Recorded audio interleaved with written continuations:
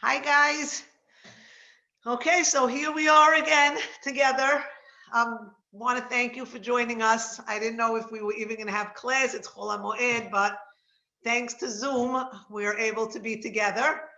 I figured we would do some work today in Parashat Beshalach because it's the time period where we've already left Egypt, but we're still a little bit in the no man's land area, meaning we haven't yet crossed the sea. That's the time period that we're in right this minute. And before I go any further, I want to thank Linda and Morris Shama, Dr. Morris Shama, for sponsoring today's class. It's the cutest sponsorship you're ever going to hear in your whole life. Hi, Linda, I see you. I hope nobody's superstitious because it's their 55th wedding anniversary. And I think that's a great reason to celebrate. The whole week is reason to celebrate. Let's hope that we keep getting more good news. I want to wish a refuah shelema to Shoshana, Shafia, Batsara, everybody who is battling and struggling to get better. I pray and hope that they are restored to even greater strength and they're reunited at home with their families. I also want to say that this is the time. This is really the time in our history for great miracles. The best is yet to come, and we'll see it now in our text, and hopefully we'll start to feel it. That's the most important thing, is not just to think it, but to believe it, for it to come from within us. And this week's learning, hopefully, will bring us to that understanding. So I'm actually going to start in the beginning of the Parashah because I think there is a huge instruction on a mindset that we sometimes forget. So if you're following along in Humashim, I salute you. If you aren't, I will try my best to be as depictive as possible so that you could follow along regardless. But it's always good if you have a sefer in front of you. I'm at the beginning of Parashat Beshalach. It's page 366 in the blue books.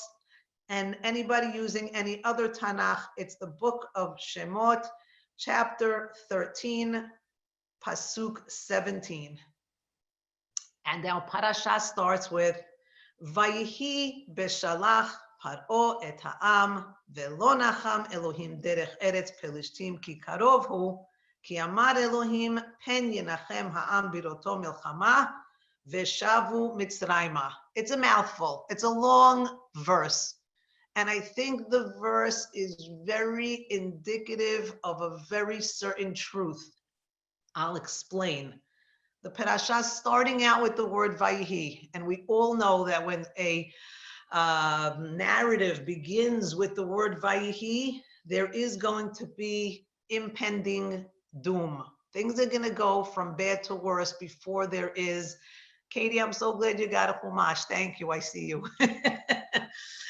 Things are going to go from bad to worse, but not in the way we might think. If we know the storyline, we know that we leave Egypt and then Paro seems to reconsider and send his chariots to follow us.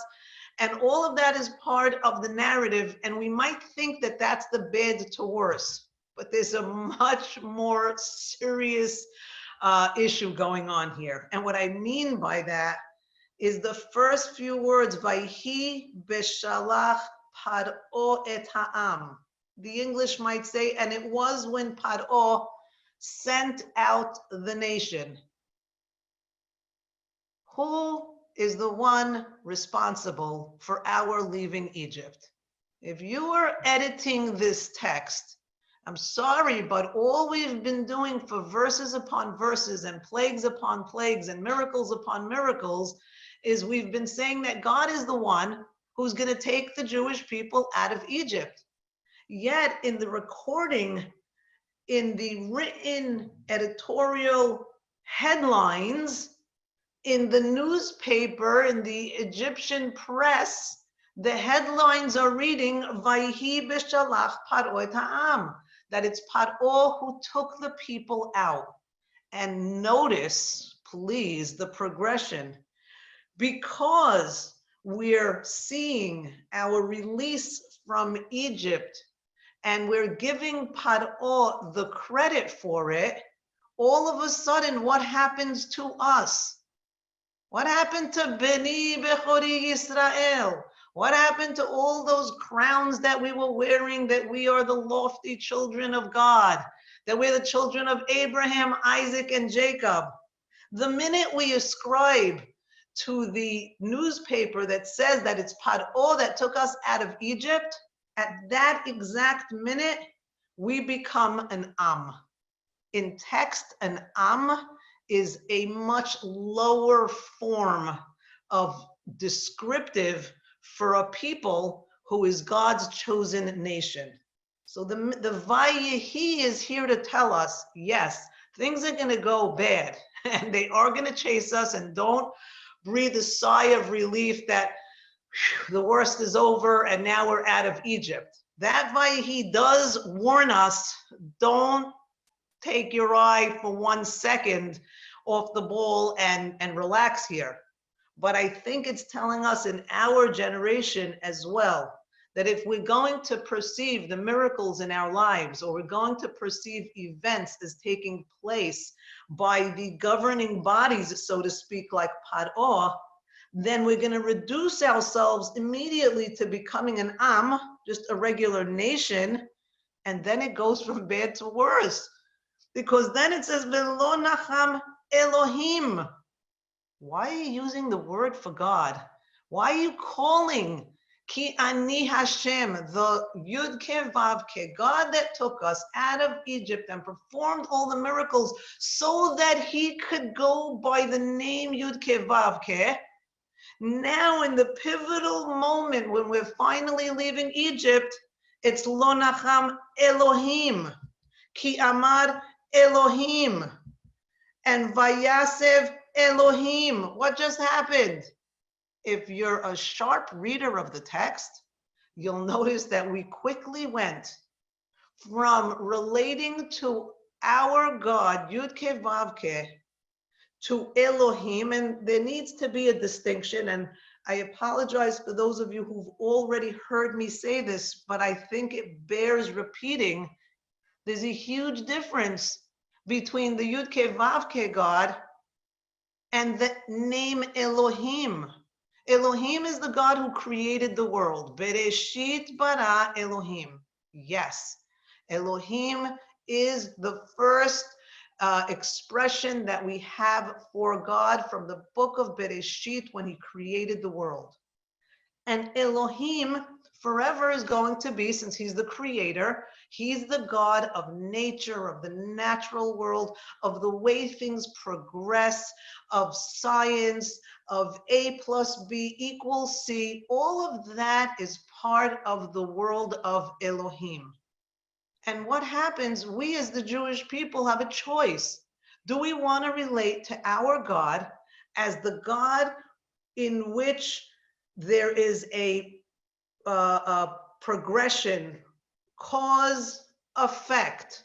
That's how God created the world. There was day, there was night. You plant the seed, you get a tree. All of that is part of Elohim. Do we want to ascribe to only that? I mean, we're in chapter 13 of the book of Shemot, where we want to hang on for dear life to the Yud Ke Vav Ke that wants to reveal himself to us, to the Yud Ke Vav Ke who says, I don't have to be confined to those very laws of nature that I created, because I created them. I can break those laws. I can manipulate those laws. I can take the laws of nature and have fire inside of ice. I can create a hail that has fire in it. I could make a sea split, and we're going to see it now at the perfect moment. I can do all of those things. But if you're going to read the story of your life, if you're going to read your own events as Vayehi Beshalach Paro, if you're going to ascribe what I am doing to natural causes, then you're putting yourself in that realm. You're putting me, says God, in a box. You're making me operate under the modality of Elohim, when all I've wanted from the beginning of creation, from the beginning that I spoke to Moshe at the burning bush, I made a tree that wasn't consumed by the fire. For goodness sakes, I want to explain to the world that the laws of nature don't apply here when we are talking about Yud Ke Vav Ke. And so here we are today. We're reading this again, and this is a lesson for humanity. If you're going to see the causes of your circumstance as being governed solely by the natural world, you're going to become an Am. You're not going to be that Mamlechet Kohanim, that kingdom that's wearing its crown. And you know what you did? You didn't just reduce yourself, says God. You reduced me too. Because now you're relating to me only as Elohim, and my hands are tied. As Elohim, I have to let the natural course unfold. And guess what? Now that you ascribed to this whole way of thinking, I can't even take you through Eretz Pelishtim. I have a beautiful shortcut on the itinerary. But that shortcut requires that you view me as Yud Ke Vav Ke. If you're going to view me as Elohim, you know what's going to happen? The Pasuk is saying. Then you're going to decide, oh no, I see a war. The war frightens me. I'm going to return back to Egypt. You're going on a whole different path. This tiny distinction from the way you view God as either Elohim or God or Yud Ke Vav Ke is going to control everything. And as we move forward, now we're not going to be surprised when all of a sudden in verse 10, for instance, in verse 10, I'm in chapter 14, verse 10, Paro changes his mind. He regrets having sent them free, and he decides to approach and get closer. He gets his chariots all set up, and they come to Bnei Israel, and Vehine Mitzrayim nosea acharehem. And here is where it gets really interesting. Mitzrayim is now chasing after Bnei Israel, and what do? Now, our reaction here as a nation is a very typical reaction to terror. This is how we human beings, I'll use the term, using our lower brains, this is how we react to terror. There are 4 internal voices in our lower brain, and all 4 are going to be represented in the next few verses. The first voice is going to say, and I'd like to say it's sarcastic, Hamibli en kevarim. In verse 11, they tell Moshe, what, Moshe? There are no graves in Egypt that you brought us to die in this desert? There are no graves in Egypt means what? What's one of the options that people only have at this point? They're seeing 4 different options. There are 4 different philosophies of how to operate under the current circumstance. So the first philosophy, the first voice, the first lower brain reaction, so to speak, is to do what? You know, the fight or flight type. Flight here means we are going to run for our lives. We're going to try and see how we could survive. And since we're not using our upper brain and we're not coming up with proper strategies, running for our lives means what? Running into the ocean and running to our deaths, because Hamibli and Kevarim, since you couldn't bury us in Egypt, so I guess we're going to do what? We're going to have a mass suicide, run into the ocean, plunge into the ocean, and that's going to be the end of us. Like a Masada style type of scenario, will be buried in the waters. The second idea that they have is maybe we should just surrender. that would be called freezing. Freezing means the enemy comes, we freeze up, we're rendered paralyzed, so to speak, and the Egyptians would take us back and we would return to Egypt and we would be slaves to them. The third one would be maybe to fight, like Warsaw Ghetto style. I'm not going to go down without a fight, so we're going to fight. Of course, the fighting here is going to be very, very difficult to achieve because we're practically unarmed and untrained against the Egyptian army. And then, of course, the last thing that we do is we cry out.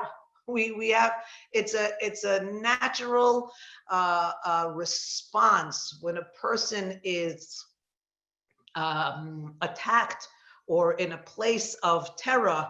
An automatic response would be to also scream out. So any of these four responses, by the way, Moshe is going to address all four of these, not just for those people in Egypt, but he's going to address these four automatic psychological philosophies, responses, internal voices that we have.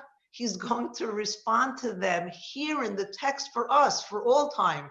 This is not the only time we're going to be faced with terror or panic or feel defeated or have irrational ways that we're going to deal with adversity. This is something that's going to be a constant in all of our generations. So Moshe comes and his response is right there beautifully in the text.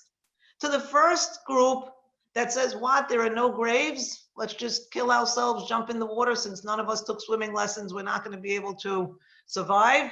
His response to that is, Al tira'u hityatzvu.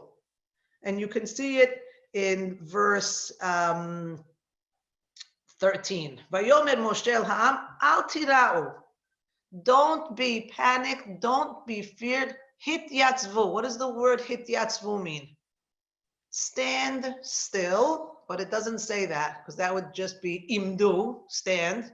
Hityatzvu from nitzavim, stand with a purpose. Get a grip of yourself.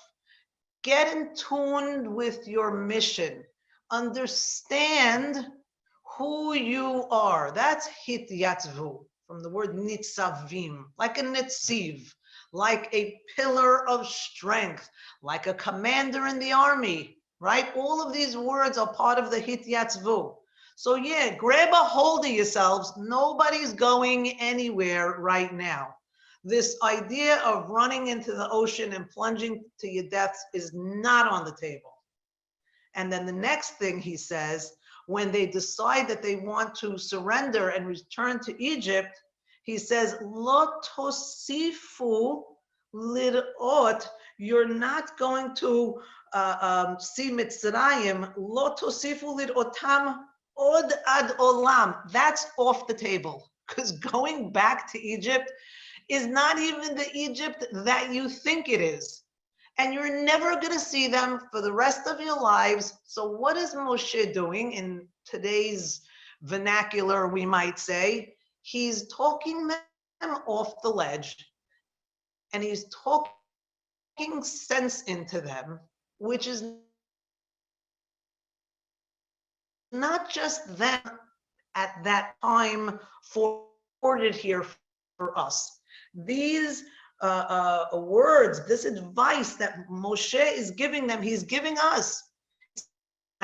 Where you're going to panic, where you're going to feel defeated, where you're going to throw up your hands, where you're going to cry out. But I want to tell you, all of these responses, normal and natural and automatic psychological responses, you're not abnormal. It's very normal for you to feel this way. But I want to address them, and I want to give you an alternative to that. And Moshe's alternative, and I'll just finish the other two, when they say we're going to fight against Egypt, he says, listen, Hashem yilachem lachem. Hashem is going to fight for you. He's addressing every one of their issues and concerns. And when they want to scream and yell and shout, he tells them, Shh, atem tacharishun. This is not the time for hysteria. It's never the time, not for hysteria, not for panic, not for admitting defeat, not for being irrational. It's a normal, automatic response, but it's not the ideal, says Moshe. And Moshe tells them, after he tells them, all of you be quiet, this is what we call the power of the pause. We all, in times of emergencies, in times of craziness, we have to take 1 second. Sometimes we don't have the luxury of meditating and having, well, sometimes we just have a second, but we need to take that pause so that we could start to organize our thoughts. We could start to strategize. We could be mindful. My friend Katie, I see her in the box over there. She would say, take a deep breath. Take a breath. What does the breath do? It slows down the nervous system. It allows us to relax, even if it's for a nanosecond. That breath, by the way, what is that breath? What is that ruach? What is it that we're inhaling? What is it that we're doing when we take a minute? We're allowing ourselves to influence our minds and the way we think. And this is what Moshe is telling us. You have 2 parts to your brain. The lower brain is going to respond automatically. And in order for you to access the upper brain, the part that allows you to strategize, you need to take a second, you need to pause, and you need to quiet down all the noise that's going on in the lower brain so that you could hear the upper brain. And this is what Moshe is going to say. Look, he says, Hashem yilachem lachem ve'atem tacharishun. And the next verse, Hashem tells Moshe, what are you yelling about? Very simple. His idea is very simple. Daber el bnei Israel ve'yisa'u. Speak to the people and let them travel. Now that all sounds nice because it's written in the Torah and it looks pretty chashuv and everything, but I'm reading this and I'm saying, ve'yisa'u, what are you talking about? How am I possibly going to move forward if you haven't noticed there's a raging body of water and I don't have any flotation devices? What does that mean, V'yisa'u? What do you want from me? And V'yisa'u, from the word naso, nun, samach, ayin, the letters are going in up in ascending order. Means, yes, he does want us to physically move forward, but he also wants us, V'yisa'u, start to go away from the lower instincts, from the survival instincts, from all of that nervousness, anxiety induced responses. Go away from there, V'yisa'u, and go to a higher place. What is this higher place? What is this area that he wants us to go to? He's saying, I want you to organize your thoughts and clearly define your goals and then move towards those goals. And what actually happens, and this terminology is used, and there are so many beautiful commentaries. It says over and over this idea that Bnei Israel were betoch hayam bayabasha. It says it here in verse 16, and it says it again, betoch hayam bayabasha, in verse 22, and then it says bayabasha betoch hayam in verse 29, and it says it again in the next chapter in verse 28. There are so many references to this idea of betoch hayam bayabasha, and the commentaries do say beautiful things. They say betoch hayam means that when they went into the ocean, it still was ocean form. Don't think that it was already like on the 10 Commandments with Charlton Heston, where the water opened first and then they went through it. Anybody could do that. So again, there are different commentaries. Some of them say very beautifully so that with every step that they took, the water opened a little more and a little more because it required their faith and their movement to actually get the water to continue, which makes it a much greater miracle. But I also think that what the Torah is telling us is that in our lives, we're betoch hayam bayabasha. We're betoch hayam. There's no question that we're always going to be betoch. There's going to be some type of a yam. There's going to be some type of a danger. There's going to be some type of a threat. So we're going to be betoch hayam. We're betoch hayam right now. We're always betoch hayam. But there's always, in every yam has a yabasha. There's no such thing as a yam that doesn't have a yabasha. There's a bedrock or a dry land or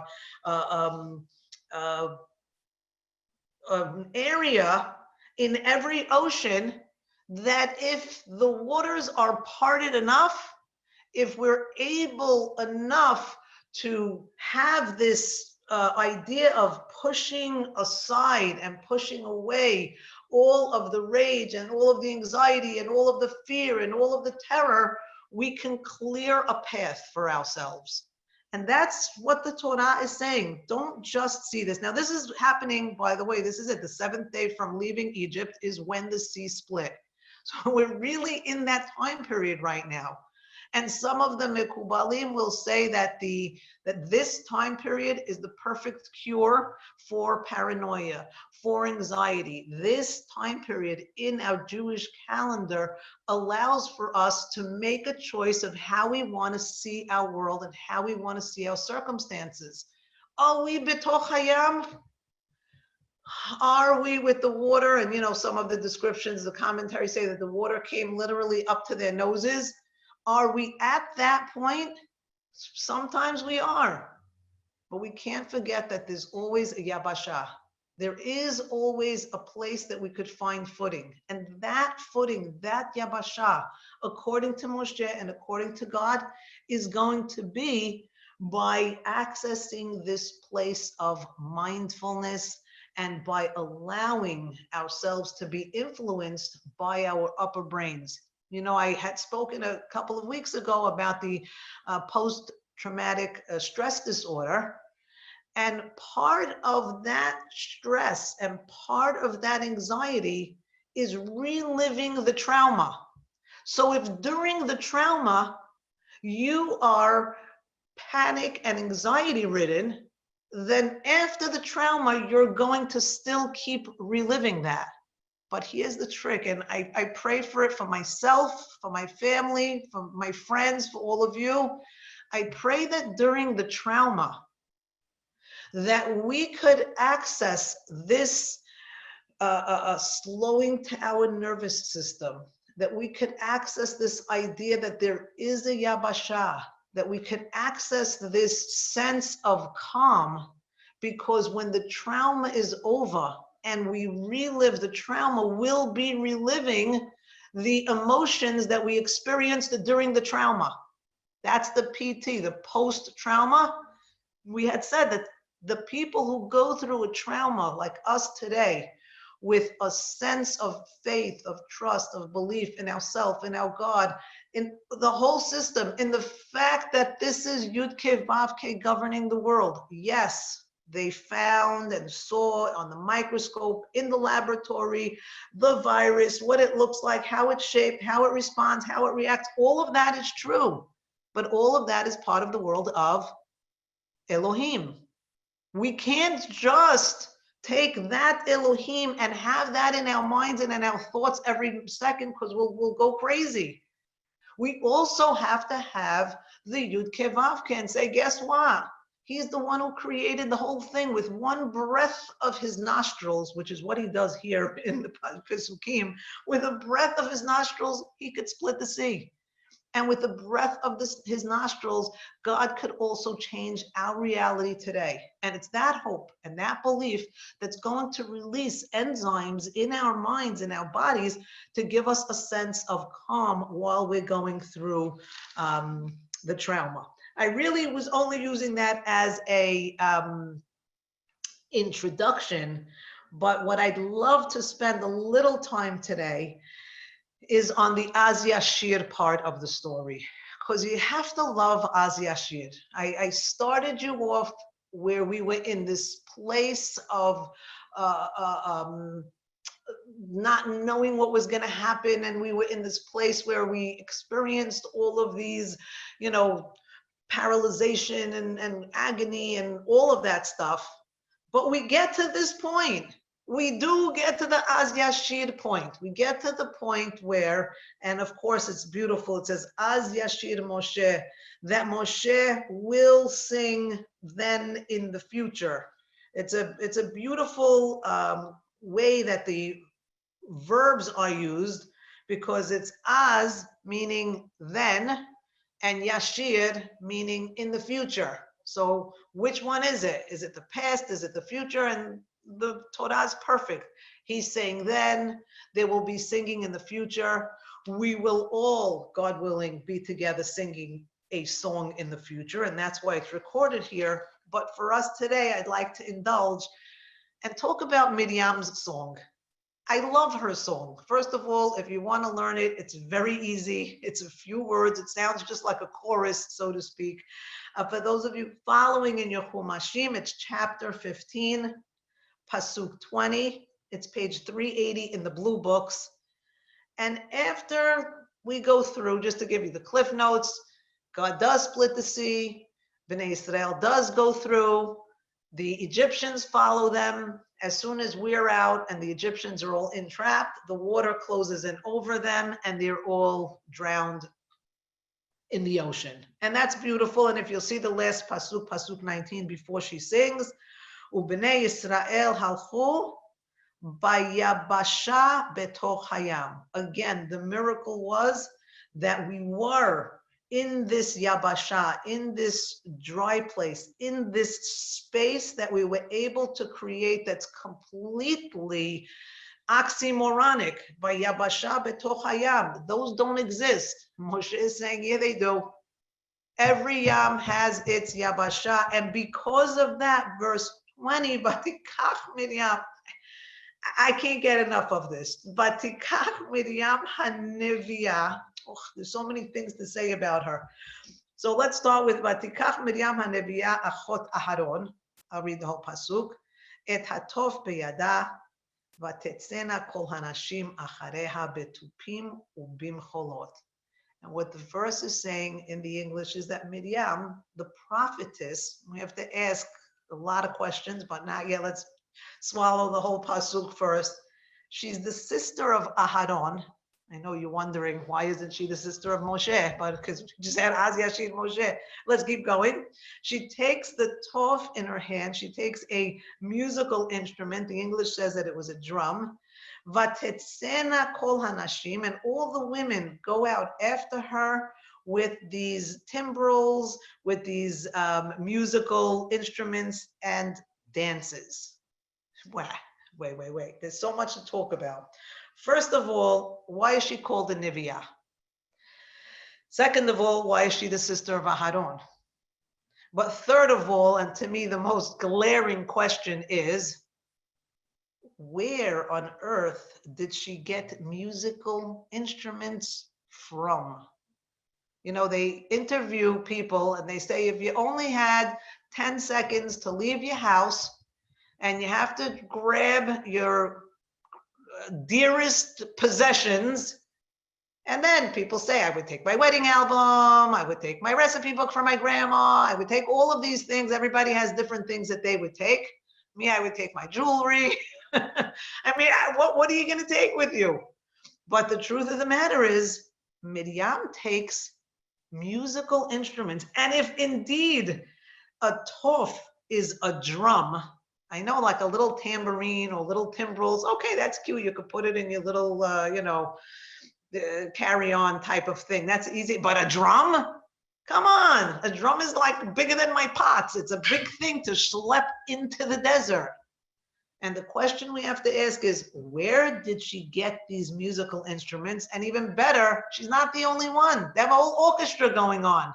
Everybody has instruments. And guess what? They have a choreographed dance. They all know the moves to the dance that they're going to sing. What is going on here? So first of all is, why is Miriam called a Nevi'ah? This is the first time that her name is ever mentioned altogether, let alone the fact that she's a Nevi'ah. When we first meet her, when she first comes on the scene, if you want to go according to the commentaries, she could have been that Pu'ah, one of the Meyaldot, one of the Egyptian or Israeli midwives. She used to say, poo, poo, poo, and, to make the babies cheer them up and all that. Let's just say you went with that midrash. She doesn't get, her name there isn't Miriam. But if you want to know where she really appears, we would have to go all the way back to chapter 2 in Shemot, page 296, where she first comes on the scene.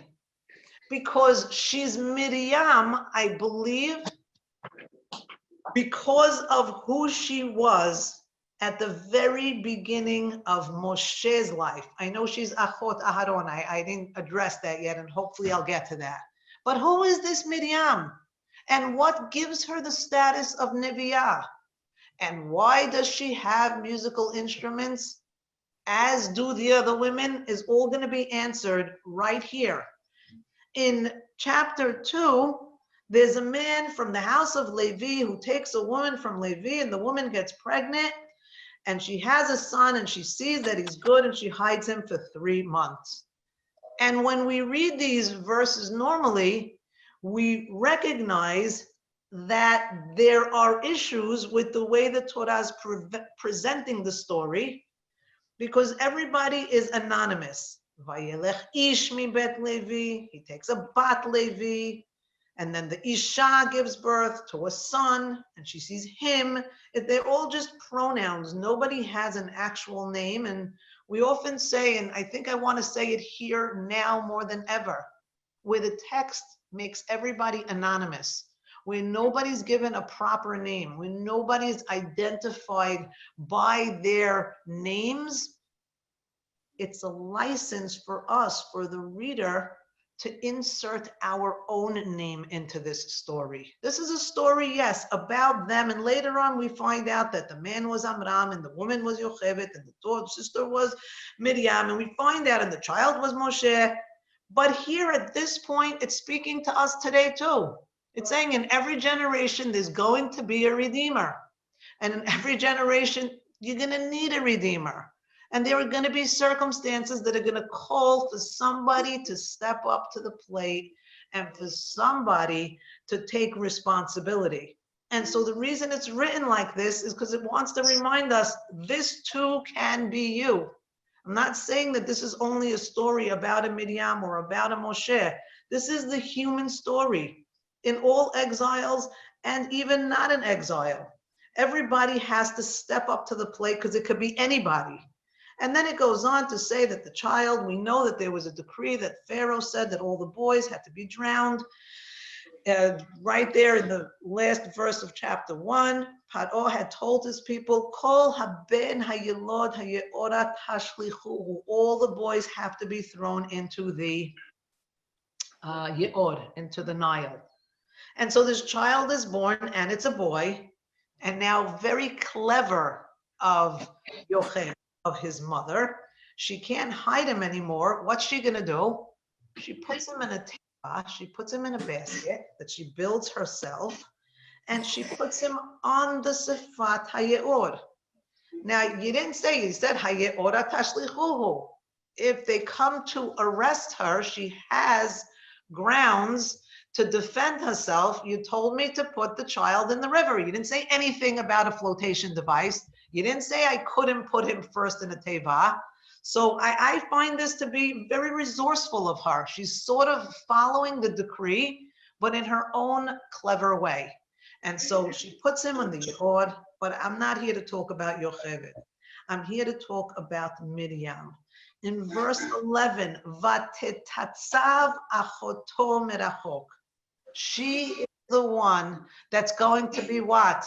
Hityatzvu. Remember Moshe says, stand tall, stand proud, have a purpose, be in charge, be a commander of your own life, for goodness sakes. And she does that. And she stands from afar to see what's going to happen to the child. But the way it's described, it says, Lede'a me ye'aselo. She's not throwing this child like caution into the wind and see where the chips may fall. No, she's lede'a. She knows that something is going to happen. She's anticipating something happening for him. And that's why she's waiting. She knows that something great's going to happen, but she doesn't know how it's going to unfold. She can't write the script of how the redemption is going to come. We can't write the script of how the redemption is going to come. But we have to know and believe that it is going to come, and hopefully we could all be nitzavim, stand by and say, I can't wait to see this. I got to see what Hashem has up his, I need to see this. I know something great is going to happen, but I want a front row seat so I could see what's going to happen. That's Miriam. And the fact that and how could I defend the statement that she knows something great's going to happen? Because at this point, she's an alma. She's a young maiden. But she's so sophisticated. She's wise beyond her years in that she's not surprised at all. And she's not prone to the paralysis, and she doesn't freeze up the way we do with the Yam Suf. I'd like to go further to say that the people that were panicking by the Yam Suf were not the Miriam and her group. They were there standing by, waiting for something great to happen, just like Miriam was standing by here. And you know how I know that? Because when something great happens, she recognizes it immediately. What do I mean by that? When something great happens, as in the daughter of the dictator who said that we should kill all the children, she's the one who finds this child.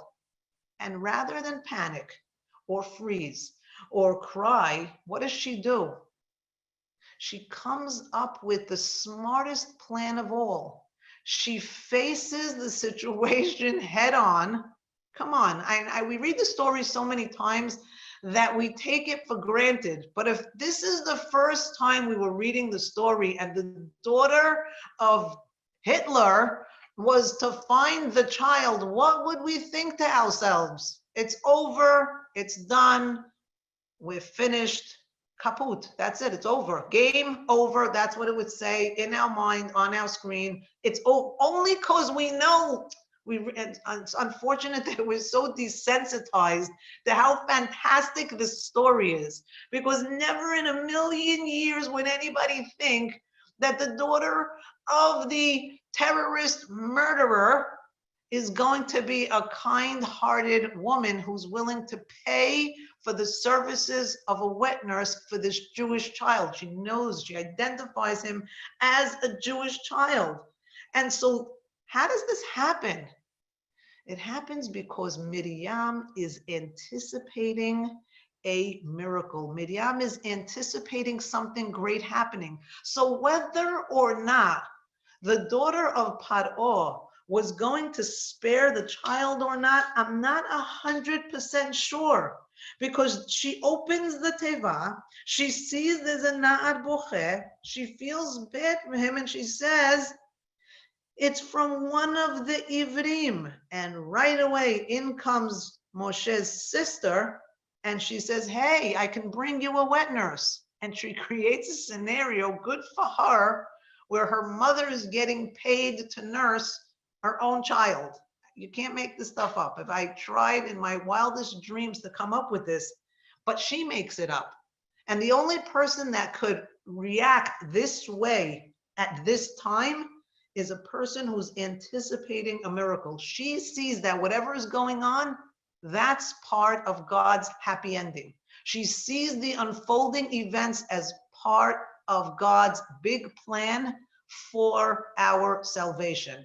And because she has this mindful attitude of how things are going to turn out for the better, this is what gives her this name that we have now in our Parashat Beshalach, back in verse 20. That's what gives her the title of Nevi'ah. Because that attitude, what happens? Let's just talk about it for a second. The minute you ascribe to this idea that great things are going to happen because Yud Ke Vav Ke is in control. What those great things are, I can't tell you. But I know and I'm sure, because God promised us, I am sure that it's never game over. Never. We have promise from God that it's never going to be game over for the Jewish people. So now I just have to sit back and say, all right, God, let me see you. Put yourself in a tight spot this time. How are you going to get us out of it now? What do you have up your sleeve, God, that's going to bring a resolution that's going to allow you to keep your word and your promise that you made to us? And then we have Vatikach Miriam HaNevi'ah. You know what she does? You know why she's a Nevi'ah? Not just because she anticipated Moshe being saved when he was bobbing around in the marshlands. She's a Nevi'ah because she told the people, we're leaving Egypt now. I know you can't think straight. Right now, there was so much to do. We all know we did it last week. Get the zroa ready. Get the maror ready. Get the charoset ready. Get the matzah ready. Bring a lamb. Tie it to your bed. I know you're overwhelmed, and I know there's so much for you to concentrate on. But don't take your eye off the ball. Don't for a minute forget what the goal is. The goal is like the Ilu Hotzianu Mitzrayim. The goal isn't to leave Egypt. That's a great goal for now. It's an immediate, life-saving exercise. That's fantastic. But that's not the goal, says Miriam. The goal is for us to get to the point where we could sing and we could dance. And in order for us to get to that goal, then we have to do our part.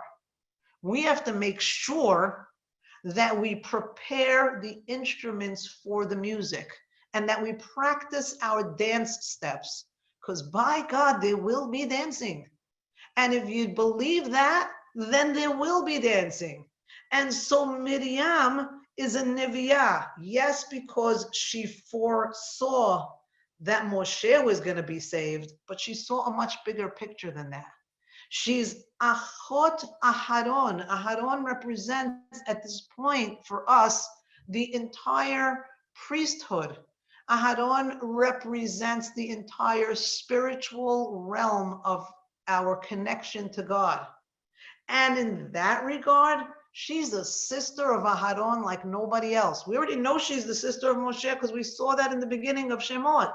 She's also the sister of Aharon because she's going to be the one who's going to be the spiritual connector for the Jewish people.